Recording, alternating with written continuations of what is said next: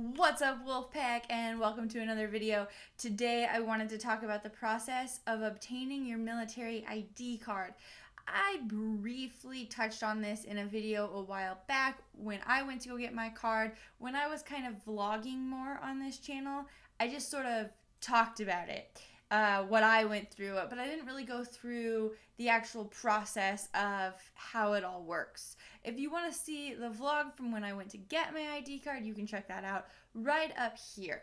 And that kind of explains the process of what I had to do to get my card. So if you and your spouse get married prior to him or her leaving for BMT, this will be your process. When your spouse leaves for BMT, he or she will need to take with him certified copies of your marriage certificate, your birth certificate, your social security card, and your driver's license. Some of those you can't get certified copies for. Some of them he or she will just need actual original copies.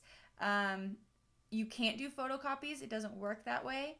I did not send him with my driver's license. I had to go to the recruiter's office and make a photocopy of it because they considered that as long as I went to a military place and they took care of it, that was considered giving them my driver's license, I guess. That's how they had me do it. Jeremy took originals of all of our copies, which created a bit of a headache for me later because I did not have a passport at the time, so I had no second copies of anything. For me, it was I had no second form of ID. I just had my driver's license. Everything else was with Jeremy. So your spouse will need all of that paperwork in order to enroll you in DEERS. Once you're enrolled in DEERS, he will send you a DD form 1173, I believe, and that form you'll get while he's in BMT. I got it between weeks 4 and 5. It came on a Saturday in between 4 and 5,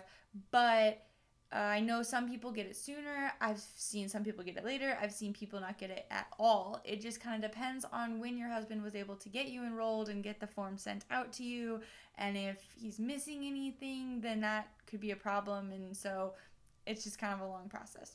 Once you get the form, you can make an appointment online in the Rapids appointment scheduler, which I will link down below.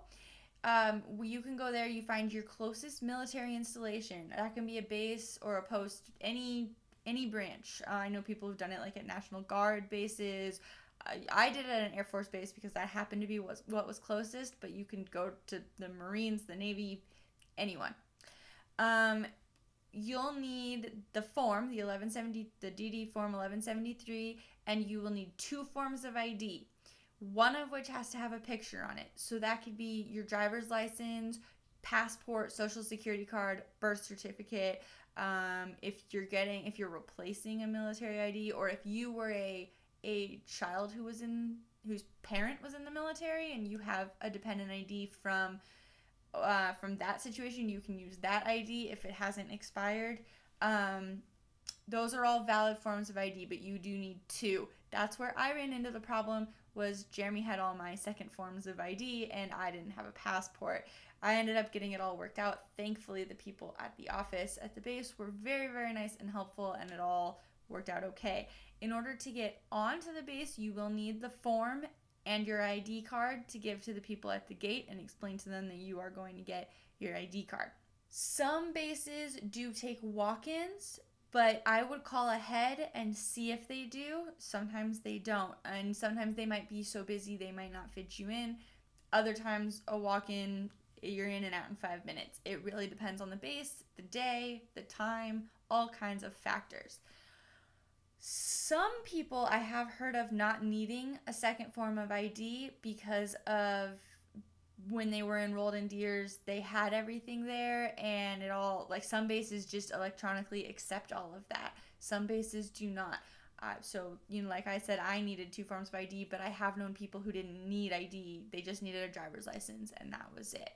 So it really depends on your situation. You also don't have to go and do this by yourself. If you don't want to do it while your spouse is in BMT, you can wait until graduation weekend, and you can go and do it on base at graduation weekend and take your spouse with you, and then in case there are any issues, they can clear things up. This I've heard can take a while because a lot of people try to do it that weekend. So I might not necessarily recommend that. You could, I guess, also wait until you're at your first duty station, but that's a long time to go, and not knowing all the things. If you and your spouse were not married prior to BMT, the process is pretty much the same. However, if he or she is with you, you don't need the form, I believe. They can just go with you to the office, get you enrolled in DEERS, get you your ID card, all at once, as far as I know. I think it's another form they fill out if they're with you. Again, I'm not 100% clear on that process because that is not the process I went through. If you have any questions regarding the process of getting married after BMT, let me know and I will find someone who can answer those questions, because I know plenty of people who were married either the weekend of BMT graduation or after BMT, and I'm sure we can figure out that process for you guys. If you have children, they will need to be present to get the ID card, and you will need their birth certificate, and you will need their social security cards, I believe. And your spouse will need all of that as well in order to enroll them in DEERS. So, this whole process of everybody needing all these things at once can be a little bit overwhelming, but believe me, it's far less painless than it seems like it is. For me, I took the morning off work. I think I ended up getting to work at about 10 o'clock that morning. I made an appointment. I went in to Travis Air Force Base, which is about 45 minutes away from my hometown, and I went straight on the base. Took me a minute to find the ID office. I had to ask a few people. They helped me out.